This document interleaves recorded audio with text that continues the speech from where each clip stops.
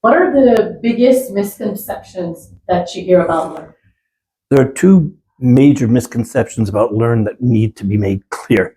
First of all, Learn is a non-profit educational organization. We don't charge for any of our services, and it's available all at no charge to our English community of Quebec.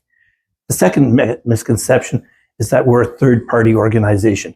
In fact, we belong to the school boards. We are part of the school boards. So you have to think of us as part of you, and we're part of the community. And my second question was, in what ways you collaborate with school to make sure that your resources answer their needs, like their current? It's part of our policy that we survey the schools, we survey parents, we're part of community organizations, we're part of committees. We are always in the process of gathering information and responding and being responsive to our community. So we're not reactive, we're proactive, and we're engaged.